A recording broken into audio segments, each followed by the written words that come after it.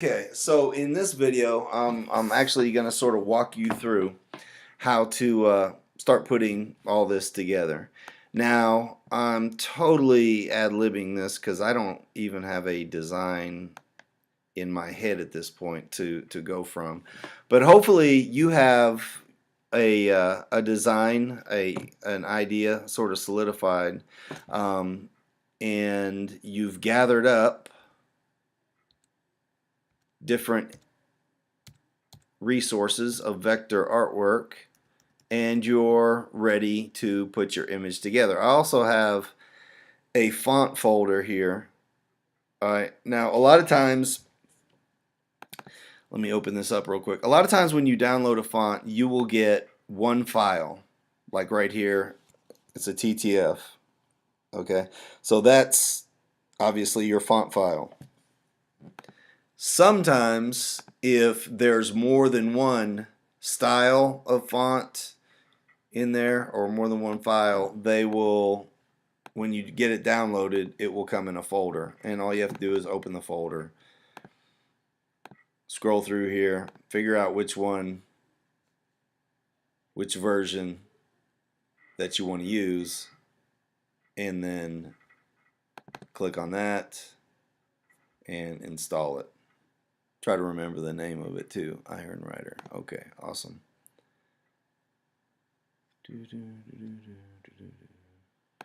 I think that worked. All right, so let's walk through really quickly. Obviously, you are in Photoshop. Again, make sure that you know where your toolbar is and your layer palette. If for some reason they're not visible, go under your window menu and make them visible. All right. Now, File, New. We're going to create a new document and make sure this is going to be custom, so make sure that your units of measurement are on inches and 11 by 17. Make sure the resolution is 300.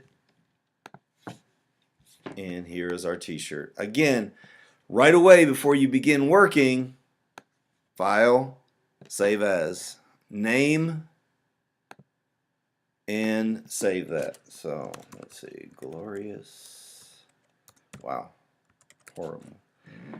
Glorious t-shirt design. I'm not even sure if that's spelled right, but you get the idea. Name it and save it. Once you get that done, let's start placing our artwork. I am going to begin with I'm gonna throw some of these designs in here. So again, I can go, there's several ways you can do it. You can go into Photoshop, File, Open, locate that file and open it that way. Or I can open my folder and drag this right into my document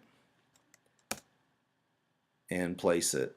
So I'm going to turn the visibility of the background layer off so you can see what I've got here on this layer, because most of your vector artwork will come in like this. You've got this white background and then I've got the artwork on that background. Well, I don't want the white background. I just want whatever piece of artwork I want, and I think I'm going to take this kind of wicked looking object right here. So the first thing I'm going to do is, and I'm actually going to use my lasso tool, I'm going to trace just around the object that I want, edit, copy, edit, paste, and let me turn that background out. So now I have this isolated. So I'm going to go ahead and trash the other stuff. Now I need to get this separated from its background. You can use a couple ways to do this. Number one, if you look at your selection tools here on the toolbar, you have the rectangle marquee, you have the lasso tool. Up under the lasso tool, you have the magic wand. And this is great because what the magic wand does is if I click in the white area, it will select all the white area that's like in contact with the area that I selected. So click and it selects all this background. Then I can just delete. Pretty easy. Again, the magic wand tool. All right, it's right under the lasso tool. And you can click to select any area. Now, again, all the adjustments for the tools are up the top here. And the only one you really need to worry about for the wand tool is the tolerance right here. And that is how much will be selected. The higher that number, the more it will grab. So if I turn that number up to, say, 90 and click, it will just grab more of the white area there. It will give me a much closer selection. Now, that's not a bad tool to use. The problem is I'm missing a couple white areas, and if you've got a lot of little detail, it can be really hard with the wand tool to grab all that. So I'm going to edit, step backward, select. I'm going to deselect that. All right. And we haven't really talked a lot about the edit, step backward command, but everybody knows pretty much what the undo is. Edit, undo will undo your last command. Well, in Photoshop, you have edit, step backwards, and that can undo the last several commands. So that's kind of a handy command to know there. So going back to getting our selection, there's an even quicker and more thorough way to select that. All right. If you go under the selection menu at the top and scroll down to color range, you'll get a pop-up menu that comes up, and you have a little eyedropper. And so what I'm going to do is I'm going to click somewhere in the white here with that eyedropper tool. And there's a little slider here. I'm going to turn that all the way to the right. And what that's going to do is that's going to grab all the white on that layer. So now every bit of that white is selected, whether it's touching or not. Now I can hit delete, select, deselect, and my first piece of artwork, wow, that was small. My first piece of artwork is cleaned up.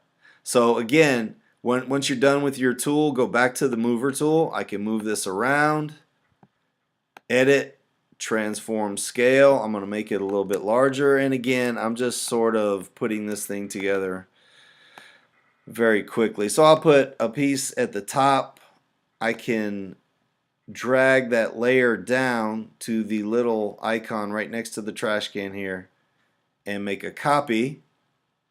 And here's where some of these edit, transform commands come in handy. So I could go edit, transform, and flip vertical, and it will flip that upside down. Alright, I'm kind of liking the way that's looking. Every time you do something that you like, update your file, file save. And let's go back and let's find another piece of artwork here. There was one. Okay, I'm going to grab this black skull right here. Or actually the white skull. Well, it doesn't matter. I'm going to grab one of those. So I'm going to bring that whole document in here. And press return to place it. Edit, transform scale. I'm going to make this a little bit larger before I do anything to it here. Alright, once again, I'm going to go and turn the background off so I can see what I'm dealing with. Now, in this case, actually I'm going to use the black skull. So in this case, I'm going to do the same thing. I'm going to isolate this first. Just use my rectangle tool, edit, copy, edit, paste. We'll put just that skull on its own layer. I trashed the background with all the other stuff. And we'll zoom in so we can see a little bit more. And in this case, I'm going to do the same thing. Select, color range, click inside the white. It's already turned up. Click OK.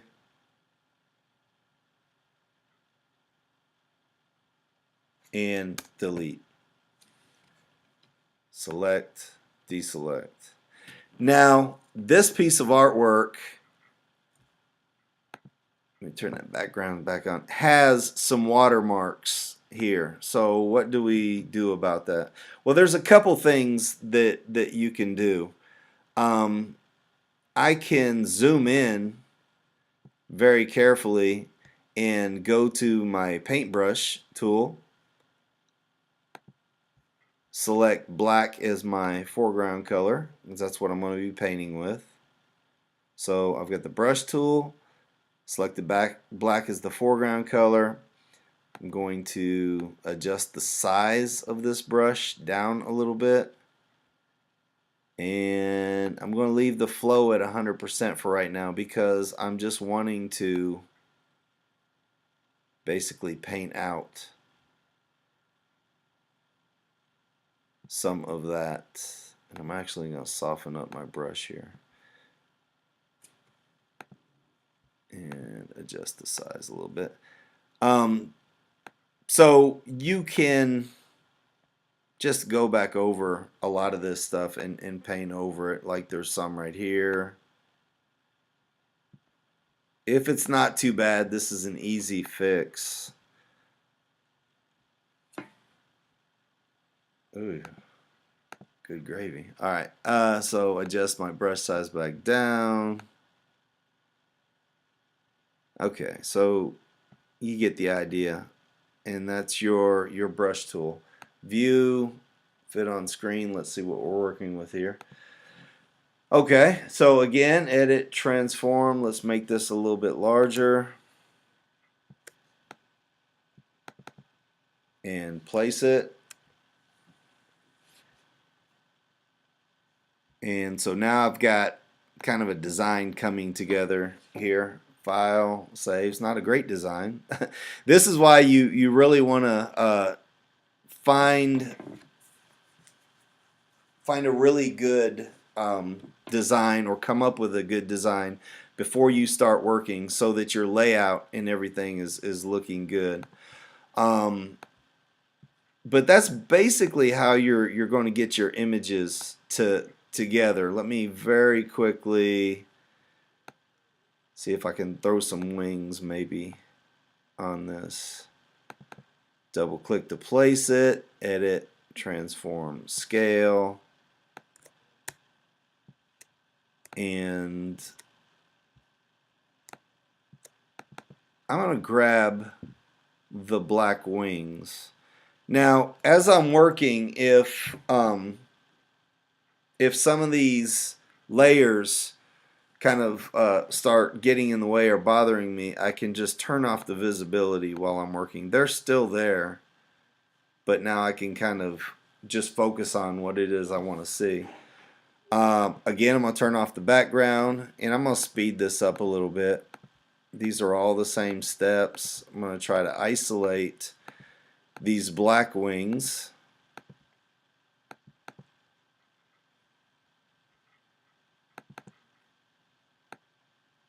Copy and paste. Get rid of the old artwork. Now this time I don't want to get rid of all the white that is inside the wings here. So I will actually grab my magic wand, click on the outside, and turn that down maybe to 20, maybe even to 10. Select, deselect. And I'm still grabbing a little bit of it, but delete. I'm in a little bit of a hurry, so we're going to call it good. Now, I've got all these black images, and that's cool. Sometimes you want all black, but let's say I want to change the color of these wings. It's very easy to do that in Photoshop. Basically, I need to select an area. So let me start with maybe the skull for right now. Again, go back to the magic wand tool, click on, make sure you're on the right layer, click on the skull, and you can just basically fill that. So I could go edit to the edit menu, fill, and you'll get a pop-up menu. I'm going to choose the color, and so you can choose basically what color you want. Click OK, and it will fill whatever area you have selected. Now, again, I'm going to step backwards here. I'm going to deselect. That gave me part of the skull, but if I want all the skull, again, an easy way to do that, it's one of two things. I could go back to the select menu, color range, click on the black of the skull, and now I have all the skull selected. Edit, fill, go back, choose the color that I want.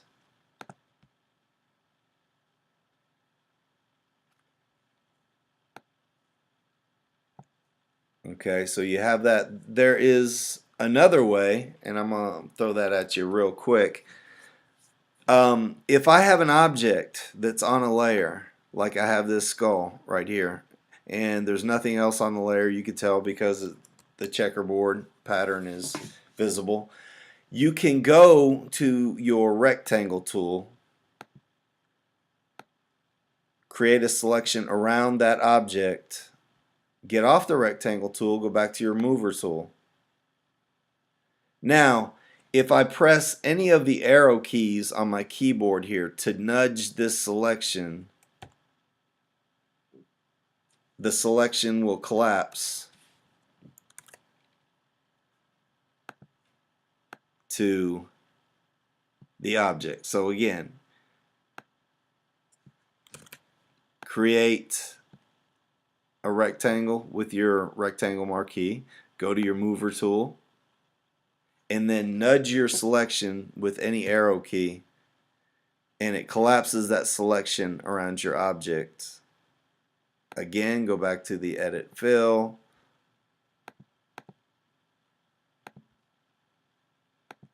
try a blue color. When you're done, select, deselect.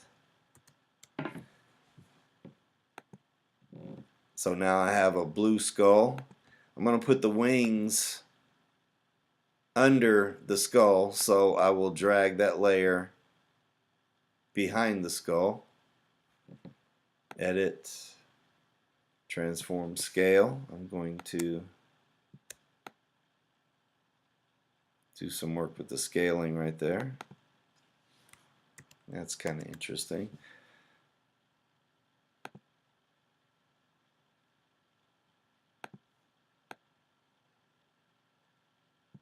And I'm going to work with my other objects here. And then the last thing that I'm going to do is I'm going to enter my type using my type tool. So I will click on a layer. Again, all your adjustments are at the top here. So I'm going to make my type a little bit larger.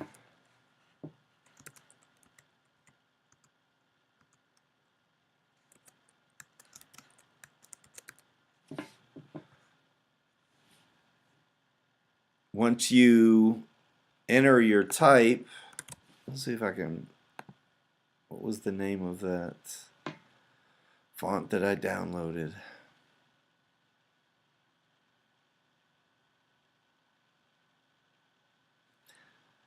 And this is a good reason to remember the name of your font.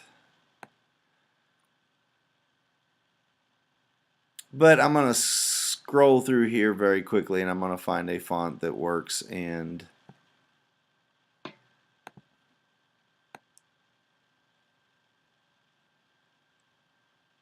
sort of place that. Wow, that's a horrible design. But I have showed you how to put pretty much everything together as far as your vector artwork, to download it, put it together, put your type on there. Again, with the type tool, let me turn some of this off. Let's say that I have the type and I want to make it curved to fit into this layout with the skull a little bit better. With the type tool selected, select all your type, and up at the top, the little T on the curve here, you've got all these different shapes that you can put it on, and you can select one. I can also move this while I'm working with it, and when you're done, just click OK.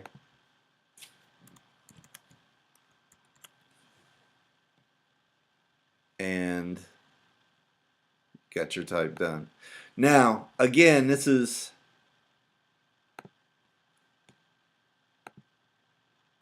work on your design.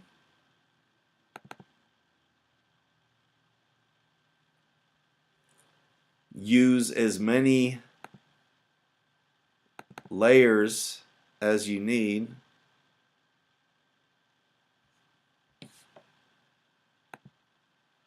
Oh, I forgot about that guy.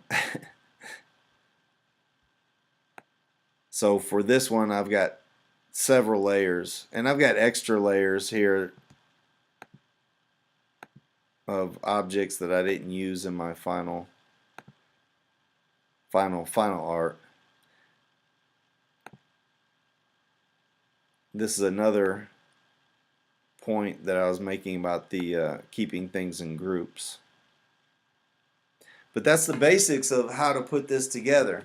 The majority of coming up with a great design is, at this point, it's creativity and taking your time and coming out with a good, really good layout. So work with it.